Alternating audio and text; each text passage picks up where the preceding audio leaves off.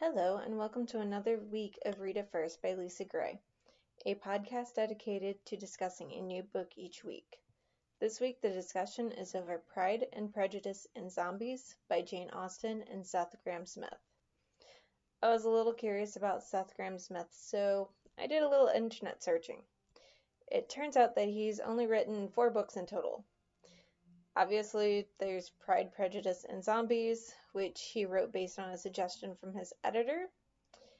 And then we have Abraham Lincoln, Vampire Hunter, Unholy Night, which is a book that kind of goes on a fictional story about what the 3 wise men underwent for baby Jesus, and The Last American Vampire, which evidently follows the vampire Henry, which, if any of you have read or watched Abraham Lincoln, Vampire Hunter, Henry is the vampire friend of Abraham. Obviously, all these books are fictional, but they pull from either the original story or they're based off of history. Seth Grahame-Smith has also produced and wrote a few movies, such as the Lego Batman movie and It. Obviously, he was also a big part in the whole Abraham Lincoln Vampire Hunter movie and in Pride and Prejudice and Zombies. I think I'll have to end up adding The Last American Vampire after we read Abraham Lincoln Vampire Hunter in the future. So I really like that Seth stayed true to the work of Jane Austen, or at least fairly true. And he notes that he read Pride and Prejudice and he put his story into it. So he basically typed it all out and then he added his own words in red. And he told himself that he would make sure that there's some red on every single page, so that it was definitely a book that was written by him, but as noticed by the authors, he does give credit to Jane Austen. So Elizabeth Bennet continues to be a strong-minded woman in either of the universe, and the base story remains the same. The opening line of the novel is incredibly changed from Austen's. In Austen's version, it states that it is a truth universally acknowledged that a single man in possession of a good fortune must be in want of a wife. To Seth Grahame-Smith's novel, it states, it is a truth universally acknowledged that a zombie in possession of brains must be in want of more brains. This definitely sets the tone of the book, and it changes it from the idea of marriage being the primary goal to kind of surviving the zombie apocalypse. If you're kind of interested in the whole idea of what happens before and like the dawn of all of this and then what happens afterwards, there's 2 books that are not written by Seth Grahame-Smith, but it's Dawn of the Dreadfuls and Dreadfully Ever After. They are incredibly cute and they more or less follow the same line. There's a few differences, but still highly recommend if you like this book. So at the beginning of the book, we start following the Bennet sisters. We've got Jane, who is the oldest, shy and demure. We've got Elizabeth, who is sometimes called Lizzie and is very headstrong and outspoken. We have Mary, who is shy and quite the book nerd. Then Lydia and Kitty, which are the youngest 2, who are quite like their mother and a little bit more free will, I guess I would say. So it starts off with Mrs. Bennet stating that there's a new master at the Netherfield estate, which is neighboring to the Longbourn estate that the Bennet family resides at.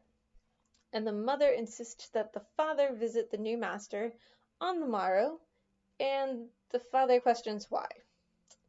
Well, the mother is insistent that he go and introduce himself because A, it is proper, and B, he could potentially wed one of their daughters. That is definitely a point of contention with the father, considering all 5 daughters have been trained by the Shaolin monks in China in the deadly arts to slay Lucifer's Legion, which is also called the Unmentionables, or the Z word, or they have several words for them, as they find it quite inappropriate to call them zombies.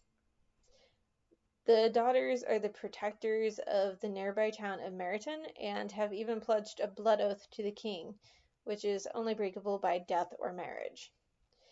Marrying for the girls means they have to give up fighting and slay of zombies for good, as it's not acceptable at that time for married women to be slaying zombies. The exception, of course, is those who are widowed. So perhaps the mother is looking more at the fact that there are 5 daughters and no male heirs. So when Mr. Bennet dies, the succession of Longbourn estate goes to the oldest living male, which is a nephew of Mr. Bennet by the name of Mr. Callens. Mrs. Bennet is perpetually afraid of the idea that when Mr. Bennet dies, Mr. Callan is going to come and toss them out. So she utterly hates the man, even though she has never met him at this point. But either way, whatever her reasons, she is decidedly focused on her daughters getting married. In comes the characters of Mr. Charles Bingley, Mr. Fitzwilliam Darcy, Miss Bingley, which is Bingley's younger sister, and 2 additional relatives, which is Mr. and Mrs. Hurst, which Mrs. Hurst is one of Bingley's sisters as well. So the young Miss Bingley is completely infatuated with Mr. Darcy, and throughout the entire story, she is incredibly rude to Elizabeth because she kind of notices that Darcy kind of has a thing for her. And she perpetually is putting her down and just kind of selling Elizabeth short. Because she's like, if I do this, maybe Darcy will look at me and I'll be Mrs. Darcy next. So Mr. Bingley officially meets the Bennet girls at a ball, which is held at a nearby estate, and immediately just falls for Jane. He dances with her more than anyone else during the night, which Mrs. Bennet believes is a great sign, and that Jane will be married very, very soon. Jane, however, is so sweet and timid, and she's also one of the best fighters that the Bennet girls have. So obviously Mr. Bennet really doesn't want any of his oldest 2 that he adores the most to get married, because then he loses his best fighters.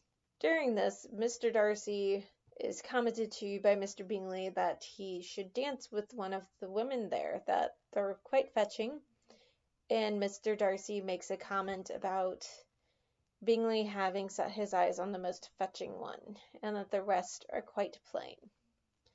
Elizabeth obviously takes this in regard to herself, and gets quite angry, which is understandable. Due to her training with the Shaolin monks, she believes that it is her duty as a warrior that has been scorned, that she should slit Mr. Darcy's throat. So she starts to pull out her dagger. At this point, you kind of tell that Darcy's being prejudiced against Elizabeth for having her lower upbringing, and Elizabeth is being incredibly prideful. And as you'll notice, these traits kind of go back and forth between them throughout the book, until the end where they kind of work through it. But before Elizabeth retrieves her ankle dagger, zombies attack the venue, and Mr. Bennet yells at the girls to form the pentagram of death, I believe it was, and the girls all take out their weapons and take out the herd of zombies. Darcy starts to kind of be intrigued with Elizabeth at this point, because she just comes to life when she's killing, and she's utterly gorgeous at that time to him, and he appreciates her fighting skills. But she's also below his station, so he kind of pushes all that away. It's kind of crazy to me that he just is like, oh, well, she's lesser than me, so I can't be with her. I shouldn't be with her. During the ball, Miss Bingley takes a huge liking to Jane and invites her over. She becomes one of Jane's best friends at one point, but then she backstabs her. Miss Bennet insists that Jane travels by horseback, as it's the most expedient form of travel and the carriage was unavailable. I think she probably just said it was unavailable because she's hoping that Jane would be stuck at Netherfield because it was going to be raining. And with the soft ground, zombies were easier to come up through the ground, and there's no way that they would want her to be in danger. Once she arrived at Netherfield, Jane became ill with a very severe cold, Mr. Darcy thought it was the scourge. He was quite sure that Jane had been infected by the zombie virus. Miss Bingley sent a letter to the Bennets that informed them of Jane's illness, and that she is to stay at Netherfield until the illness was resolved, and that a doctor would be called for her. Well, Elizabeth was worried about her sister, so she decided she would go to Netherfield the next day, or the day that the letter was received. She comments throughout the book that she is not skilled at riding horseback. This is a theme that is consistent within Dreadfully Ever After and Dawn of the Dreadfuls as well. She just is not proficient with horseback riding. So she decides to walk all the way to Netherfield, which I believe is a mile or so. During the walk, she has to fight some of the unmentionables. Well, to do that, she doesn't have her firearm because it's not proper for her to carry a gun being alone as a woman. So she used her ankle dagger, killed one of them, and then the other one she used her foot to smash the skull after she had cut off the legs. So she had brains, she had mud, she had blood all over her gown. So upon arrival, Miss Bingley and Mrs. Hurst both made comments about the fact that Elizabeth's gown was disgusting and that her hair was falling out of her styling, but Mr. Bingley was thrilled that she was okay and that she had come to take care of her sister, and Mr. Darcy was focused on the fact that Elizabeth looked absolutely fetching with the perspiration of exercise. Miss Bingley notices that Darcy is looking at Elizabeth a lot, even whenever she's being dismissive of him. So, again, Miss Bingley puts it as her personal goal to just keep down-talking Elizabeth. Elizabeth is outspoken, she's contrary, she just takes it all in stride and quips back. And it's often more intelligent than what Miss Bingley is able to understand. And that often gives Darcy amusement because he's like, this is a very intelligent woman. During the time Jane and Elizabeth are at Netherfield, as Mr. Bingley gave allowance to Elizabeth to stay there to be with Jane, the Bennets, minus the father, called upon them. Lydia insisted Mr. Bingley must hold a ball at Netherfield. Mr. Bingley just replied to that the date was to be determined after Jane was feeling well again, and that she wouldn't want a ball whenever her sister was feeling unwell. Once the ground hardened, and once Jane and Elizabeth were back at Longbourn, Mr. Bingley came over personally to deliver the invitation to the Bennets, which made Mrs. Bennet sure that Jane was on the verge of a betrothal and subsequent marriage. During all of this, the Vicarage of Meryton, which was located between the Longbourn and Netherfield estates, had an encampment of officers there to fight the zombies. Included in this group is a Lieutenant George Wickham, who seems like a really good person at the beginning. But at one point, Darcy and Wickham are seen together, and they're staring at each other. Wickham goes super pale, probably due to fright and due to his remembrance of stuff that happened in the past, while Darcy goes red in utter anger. We'll discuss their relationship a little bit more throughout this discussion. So Mr. Bennet ends up receiving a letter from Mr. Cowlands, who of course is the nephew that is supposed to inherit Longbourn after Mr. Bennet dies. He is going to be arriving in a day or two. Mrs. Bennet is so aggravated by this fact because she sees this man as just coming to look at their home, to see it as his own, and be like, this is going to be my home after he's dead because I'm going to kick you guys out. However, upon his arrival, he talks about the fact that he's a clergyman and his patronage is from Lady Catherine de Bourgh, with who he holds high esteem, and Lady Catherine de Bourgh is noted as a woman that has an incredibly high zombie kill count. She also is incredibly focused on everything and is in everything that she can be in.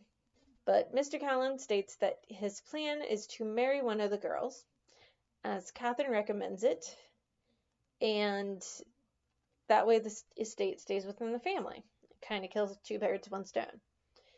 Mr. Collins ends up utterly annoying majority of the family, reading the Bible only, not their fiction that they really love to read, and the only one that is accepting him at that point is Mrs. Bennet. And she assures him that Elizabeth will marry him. And she knows this because Elizabeth would never do anything that would not secure her sister's and her mother's future in that house when Mr. Bennet dies. So obviously, since Mr. Collins is like, Elizabeth is going to be my bride, he stays near her a lot. Obviously, this drives her utterly nuts. He is incredibly dull and just, he's not the person for her. But her best friend Charlotte is often over, and she happily engages with Mr. Collins. Elizabeth is so willing to avoid Mr. Collins that she accepts a dance proposal from Mr. Darcy during the ball at Netherfield, which she immediately regrets, but she does it anyways. During the ball, Mr. Darcy pays attention to how Jane is responding with Bingley. He is sure that Jane is indifferent. I don't quite understand how that's the case because later on they discuss the fact that his sister, Miss Georgiana Darcy, is described as proud, but whenever you actually are looking at her, she's just incredibly shy. She tries to be a little bit more with her brother, but it's got to be a trait that's noticed, especially with the fact that it's his beloved sister. So that could just be a lot of his prejudice there. Anyways, during the entirety of the night, Charlotte is always willing to talk to Mr. Collins and interact with him. And then at one point, Mr. Collins realizes that, oh, Darcy is the nephew of Lady Catherine de Bourgh, and he must go meet him. He's got to talk to him because it's just rude, and how dare he not have already introduced himself as being the patron and the clergy, a patron of Catherine de Bourgh and a clergyman of her area. So he goes to introduce himself, which Elizabeth watches with amusement as Darcy is obviously not favorable upon this. When Mr. Bingley eventually goes downstairs during dinner to wonder why is dessert taking so long, he comes upon a gruesome scene of zombies eating his cooks and staff. There's blood, there's brains, everywhere it's covering the dessert, so obviously dessert isn't happening. So he comes upstairs to retrieve Mr. Darcy, who is sitting close to Elizabeth, and asks for him to come downstairs. Elizabeth overhears this and insists upon coming, and states that if they do not let her come, she'll make sure that everyone knows what's happening. So she goes downstairs with them. They see the mess. Mr. Darcy asks Elizabeth if she's okay with him killing them, as so she will not get her gown utterly gross. She says fine. He kills them. And Bingley vomits in his hand. There's a lot of vomiting in their hands and handkerchiefs in this book, which is kind of amusing to me, and I guess just a substitute for the fact that they don't have toilets and stuff. So after the ball, Bingley is required to go out of town, which is how they refer to London often. After the ball, Bingley is required to go into town, which I believe is their reference to London, and he was only supposed to be gone for a short time, but a day later, the rest of the group at Netherfield ends up leaving and following Bingley to London. They leave a note for Jane and states that they are planning to stay in town for the duration of winter, and by the time that she receives the note, they will already be gone. This distresses the entire family because Jane and Bingley obviously loved each other, and Mrs. Bennet was so sure that they were going to get married immediately. Mr. Collins' visit, I'm guessing, takes place for several weeks because he is a big part of the beginning of the story. and he focuses on trying to marry Elizabeth. But he's dull, he doesn't fight, he's all about the Bible, and none of him appeals to her. So Mrs. Bennet, though, is determined that Lizzie will stay yes. So she ensures the entire family gets out of the room so that Mr. Collins can propose. Elizabeth turns him down as hard and as plainly as she can, and he just states that, oh, he knows it's custom for women of her status to turn down the suitors for the first time, but he knows she'll eventually state yes. She tells him that she will never say yes and takes off. Mrs. Bennet finds out that Elizabeth has refused the offer and brings it upon Mr. Bennet. She tells Elizabeth in front of Mr. Bennet that if Elizabeth doesn't marry Mr. Collins, that she will never talk to her again. Mr. Bennet, on the other hand, goes, "All right, Elizabeth, it seems you have an ultimatum. If you do not marry him, your mother will never speak to you again. However, if you do marry him, I will never speak to you again." This is his favorite daughter, so Elizabeth knows that Dad is right behind her. She doesn't have to worry about it. Mrs. Bennet is so angry at this point. But during the time that Mr. Collins is at Longbourn, he experiences a lot of time with Charlotte, and he ends up falling in love with her and proposing to her, which Charlotte kind of set up, because Charlotte, as she tells Elizabeth after she tells her that she accepted a proposal from Mr. Collins, that she was on her way to Longbourn the day before, noticed a carriage overturned, went to check, and got bitten by an unmentionable, and she is now stricken. She knows that the marriage is probably as good as she'll ever get, so it'll be great for her. It'll be just what she needs at the end of her life. So finally, Mr. Collins leaves, and Lieutenant Wickham can return to being Elizabeth's primary focus as a potential husband. Mr. Collins finally comes back a couple weeks later, after he had determined with Lady Catherine that Charlotte was a good match for him. So they get married, and Charlotte moves with him to his little cottage near the Rosings estate. And Charlotte hopes that Elizabeth will come see her at her new home. I think Elizabeth probably would have agreed to anything, considering it was her nearest and dearest friend that was actively dying. They note that the time span from the bite to the wedding, Charlotte's speech grew slower and her skin was paler. I could not imagine knowing that your best friend has been afflicted with something like that and having to watch them slowly die. So eventually Mr. and Mrs. Lucas, which is Charlotte's parents, invite Elizabeth to go and visit the Collins' residence. Charlotte is worse. It's very difficult to understand her. And at one point, whenever they're eating over at Rosings, the book describes that Charlotte's just kind of shoveling food towards her mouth, but she gets more excited about eating whenever a pustule bursts and some of the stuff runs into her mouth, and she gets more excited, and Elizabeth vomits into her handkerchief. Don't blame her. That would have been very gross to see. And it really states how far Charlotte is gone. There's many other descriptions throughout the book that really show this, and it's got to be heartbreaking for Elizabeth to watch. But during her time at Rosings, she encounters Darcy a lot. It's his time of the year to visit his aunt and his cousin. The group is repeatedly invited up to Rosings at least twice a week for tea and or dinner. Darcy eventually finds Lizzie alone in the house, and he proposes to her, which during his proposal he's kind of like, well, against all will, I kind of like you, so let's get married.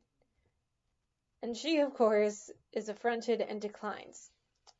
She attacks him with a fire poker, and he eventually wrestles it away from her and insists that she tells him why she refuses his proposal. He sees it as a good thing, so why shouldn't she? So she accuses him of getting in the way of her sister's happiness with Bingley. She knows that it was him. She also states that he denied Wickham of his rightful inheritance, and of breaking both of Wickham's legs for a 12th. Darcy states that he wishes he had never met her, as she thinks so ill of him, and leaves. He went back to the Rosings estate and wrote a long letter to her. I believe it was several pages, and it all describes the situations that she accused him of. He met her on a walk that he knew that she would be taking, and gave her the letter. He didn't tell her anything. The beginning of the letter basically stated that, I know that you think ill of me, but I felt the need to explain myself. I understand that your feelings towards me may never change. So he admits to splitting Bingley from Jane, with the assistance of Miss Bingley, as both of them had believed that Jane was indifferent to Bingley, while Bingley was completely in love with Jane. Plus, he felt that Jane was infected and the Bennet family was lacking in manners. He confirms that he did break Wickham's legs, but this occurred after he found Wickham beating a stable boy for not polishing his shoes acceptably. And he discusses the whole inheritance issue. Darcy tells Elizabeth that Wickham was given more than his inheritance until Darcy cut him off because he found out that Wickham was leaving debt everywhere and was leaving bastards everywhere. Wickham knew Darcy's sister, as they were all raised together, and he knew that she would inherit a lot of money, so he tried to wed her, and Darcy put an end to it. Elizabeth obviously regrets denying Darcy's proposal now. She's embarrassed about how she responded to him and how she treated him. So she subjects herself to the 7 cuts every time she thinks of such things. When she returned to Longbourn from Rosings, Elizabeth spent time with her aunt and uncle, the Gardiners. They asked her to join them during the summer to go up to the lakes, but the journey gets delayed and they don't end up going to the lakes. While at home, the militia is removed from Meryton, which is a happy occurrence, as then Elizabeth doesn't have to tell the entire town of Wickham's character. She had confided in Jane, but she didn't confide the entire letter to her because she didn't want to upset Jane. During this time, Lydia is also asked by a Colonel Foster and his wife to join them on a trip to Brighton. Mr. and Mrs. Bennet agree, but Lizzie fervently asks Mr. Bennet to refuse this because she knows of Wickham's true nature and knows that he'll be at Brighton, and Lydia would be one of those that would go with him. Wickham is described as incredibly handsome throughout the book, so it would be something that she would easily do. But Lydia ends up going off with the Fosters, and Mrs. Bennet is thrilled because this means that maybe, just maybe, Lydia might find herself a respectable colonel or general or something in the military and get married. Meanwhile, the Gardiners end up visiting Pemberley during their trip to where they were going to go to the lakes. This is Darcy's estate. They were told beforehand that the master was away and wasn't expected for at least another day. While touring the house, Elizabeth thinks about the fact that if she had accepted Darcy's proposal, she may have been better acquainted with the house and she might have ended up receiving her aunt and uncle, but probably not because he probably wouldn't have allowed them to come. She's relieved that Darcy isn't there because she's like, thank God I don't have to give him an explanation for why I'm here. After the tour of the house, they end up getting a tour of the gardens from the gardener. During this, Elizabeth turns around after hearing a moan and sees that there's a group of about 20 zombies coming upon them. Elizabeth told the gardener, her aunt and uncle, to run and hide, and she grabs a branch off of a tree and is ready to kill the zombies. She's killing the first few zombies, and then there's musket fire. The rest of the zombies scatter, and she turns around to find Darcy on horseback. And the horse is rearing back, and she's like, he's holding on pretty dang good. A lesser horseman would have fallen. He dismounts, ensures that she is well, and then the rest come out of hiding. They notice the exchange, and during this point, they get a little bit more interaction with Darcy. Darcy even gives Elizabeth his brown bess, which Turns out to be a nickname for the British Army's muzzle-loading smooth-bore flintlock musket and its derivatives. I thought it was a specific type of gun. It is not. So Darcy ends up returning to the house, and everyone continues their tour of the grounds. Eventually, Darcy goes back onto the grounds, and they meet up. They discuss about fishing in the stream. He tells Mr. Gardner that, hey, yeah, here's the great places to do it. I'll even loan you a gun. Come back whenever. So, during all of this, I find this part great because Mrs. Gardner and Lizzie are walking together, and Mrs. Gardner notes to Lizzie that Darcy's pants hug his most English parts quite well. I'm not sure if the English parts mean the front, the back, or both, but either way, I thought it was really great. So the Gardners end up deciding to walk beside each other, so that forced Lizzie and Darcy to walk together. The two walked back faster and got back to the house before the other two. Darcy asks Lizzie to come back and meet his sister Georgiana because Miss Darcy has been told about Lizzie and really wants to have her acquaintance. They are scheduled to arrive the next day, so they planned on meeting 2 days later. However, it seems Miss Darcy was really excited about the prospect of meeting Lizzie, so they ended up coming the same day that they arrived to the inn where Lizzie, her aunt, and uncle were staying. So in return, the next day, Lizzie and Miss Gardner decided to call upon Georgiana, while Mr. Gardner, Mr. Darcy, and most likely Mr. Bingley, and probably Mr. Hurst were all fishing. Miss Bingley was very upset about this because she knew Darcy was quite fond of Elizabeth and just continued to put her down. I feel for Lizzie, but Lizzie also felt for Miss Bingley because she knows that Darcy does not return her affections. Darcy ends up actually kind of putting Miss Bingley down because he is just basically stop shit talking Elizabeth. And Miss Bingley takes it quite as an affront. But they decide that they'll come and have dinner next day or so. These plans get suddenly changed when Elizabeth gets 2 letters from Jane. In the first of the 2, Jane notes that Lydia has run off with Lieutenant Wickham while she was with Colonel Foster and his wife in the village of Brighton, and that they plan to elope. In the second letter, which was dated a day later, they found that Colonel Foster had told them a fellow officer, Wickham's, had stated that this might not be the case. So Colonel Foster tried to follow them and was met at one place with musket fire and was unable to continue with them. He just knows that they were somewhere in London. So Mr. Bennet goes off to London, which Mrs. Bennet becomes incredibly ill, as she's sure Mr. Bennet will likely get himself killed because he will try fighting Wickham, and he does not have the skill that he once did. Immediately after reading the letters, Darcy appears and notes that Elizabeth is in great distress. Her knees are wobbly, she is pale, and he is super concerned that she is unwell. She tells him that she must get her uncle. So he insists that either he go upon retrieving her uncle or gets the servant to fetch them. So they have the servant fetch them, and Darcy sits with Elizabeth. She explains what happened, and of course, due to what happened previously with Darcy's sister, Darcy understandably sees what happened, and he feels for Elizabeth.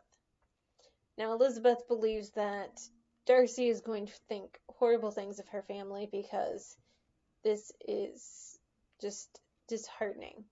How dare her sister go off and likely be disgraced?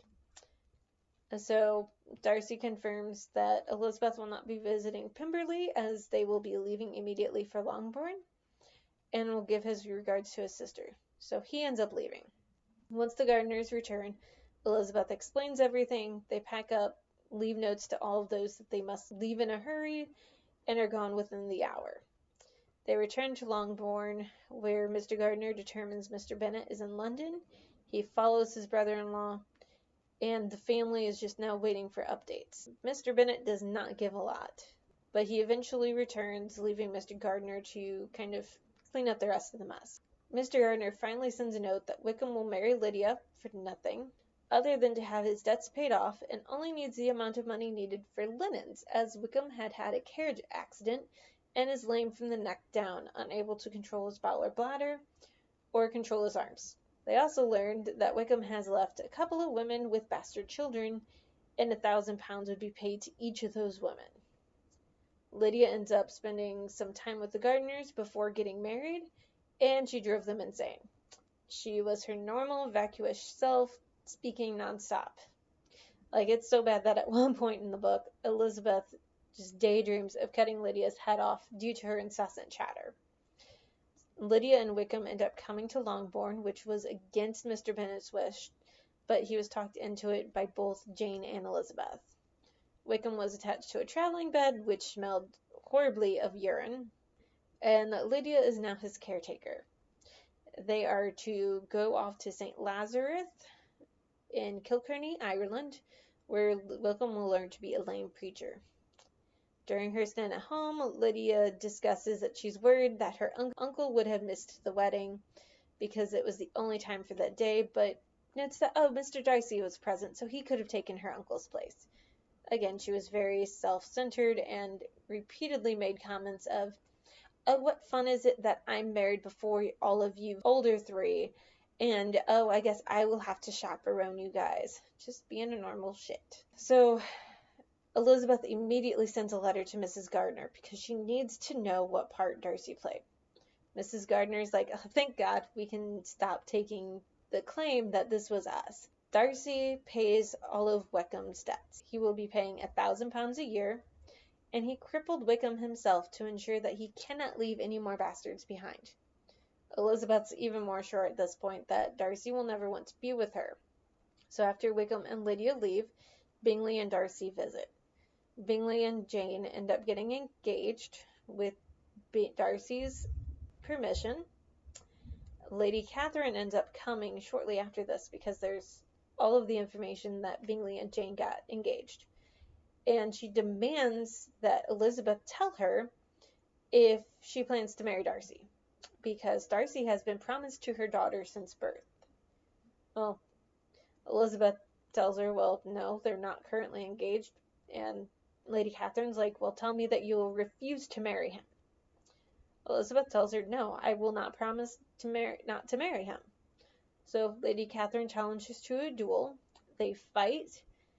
They both get bloodied, but Elizabeth ends up winning by having a knife at Lady Catherine's throat, but stopping because she knows that if she beheads Lady Catherine, which is Darcy's favorite aunt, that will be the end of it. Lady Catherine goes home, tells Darcy about this, and Darcy is hopeful that this means that Elizabeth has changed her mind and that she might marry him. So he goes to visit her and he asks her if her opinion of him has changed. She tells him that yes, indeed it has.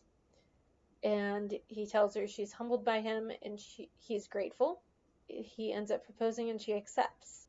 On their walk back to Longbourn, because they were out on a walk during this, they see zombies and they decide to fight together for the first time.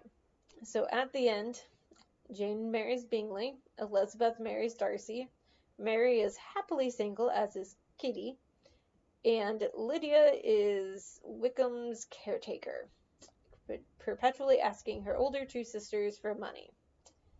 So thank you for listening this week. Next week we will be discussing What Comes After by Joanne Tompkins. So here's a little synopsis.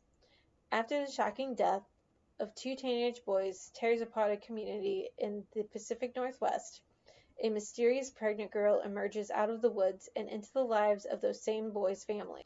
In misty coastal Washington state, Isaac lives alone with his dog, grieving the recent death of his teenage son Daniel. Next door, Lori, a single working mother, struggles with a heinous act committed by her own teenage son. Separated by only a silvery stretch of trees, the two parents are emotionally stranded, isolated by their great losses, until an unfamiliar 16-year-old girl shows up, bridges the gap, and changes everything. Evangeline's arrival at first feels like a blessing, but she is also clearly hiding something. When Isaac, who has returned into his Quaker faith, isn't equipped to handle her alone. Laurie forges her own relationship with the girl. Soon, all three characters are forced to examine what really happened in their overlapping pasts, and what it all possibly means for a shared future. Remember to subscribe to the Read It First channel so you never miss out on a new discussion. And if you enjoyed this discussion, make sure to like it. Thanks!